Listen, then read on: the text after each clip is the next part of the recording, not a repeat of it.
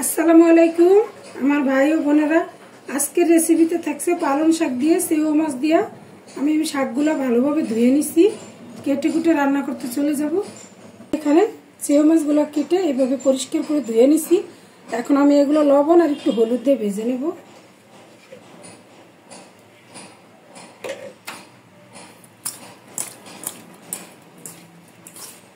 মাছ ভাজার জন্য একটা প্যান বসিয়ে দিছি, আমি তেল দিয়ে দেব।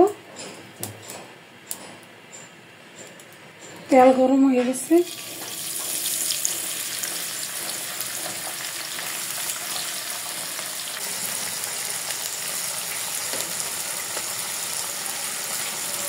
মাছগুলো একটু উল্টে দিই।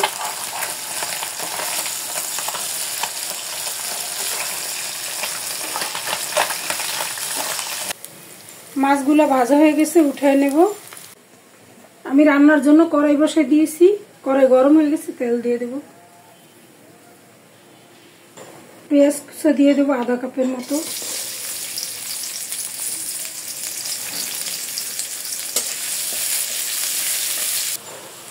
আমার পেঁয়াজটা হালকা নরম হয়ে গেছে, আমি এখন বাকি মশলাগুলো দিয়ে দেব। এখানে আছে জিরা ও ধনিয়া বাটা 1.5 টেবিল চামচ, আধা টেবিল চামচ রসুন বাটা, শুকনো মরিচ বাটা 2 টেবিল চামচ, স্বাদ মতো লবণ, হলুদের গুঁড়া 1.5 টেবিল চামচ। মশলা কষানোর জন্য একটু গরম পানি দিয়ে দেব।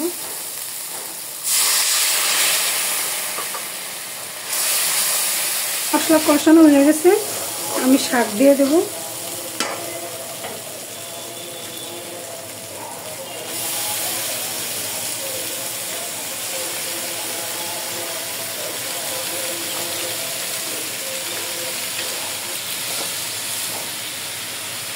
পালং শাকে পানি দেওয়ার দরকার নাই, এই পানি দিয়েই, শাকের পানি দিয়েই শাক রান্না হয়ে যাবে।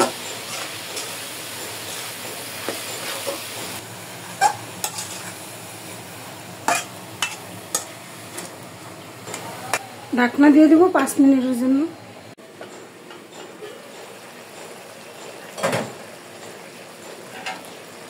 এই যে যথেষ্ট পানি বের হয়ে আসছে, আমি আর পানি দেব না, এই পানি দিয়ে রান্না করে নেব। মাছ দিয়ে দেবো এখন।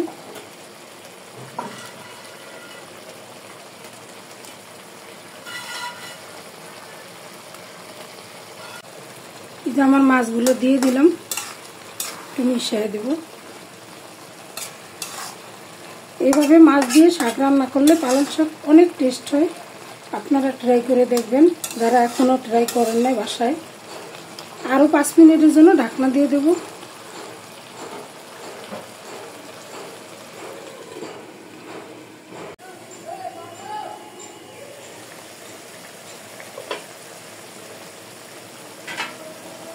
এই যে আমার শাক রান্না হয়ে গেছে। পালং শাক একদম সফট একটা শাক, বেশি রান্না করতে হয় না। আমি একটু ন্যাকড়া দিয়ে ধরে নাড়া দিয়ে দিই, মাছ ভেঙে যাবে। এই যে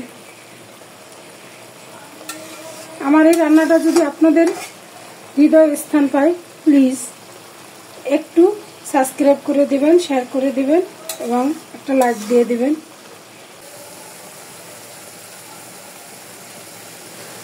আমার রান্নাটা অলমোস্ট রেডি, শেষ। এখন আমি চুলা অফ করে দেব। যে যেখানেই আছেন ভালো থাকেন। আজকের মতো এখানে বিদায় নিলাম। আল্লাহ হাফেজ।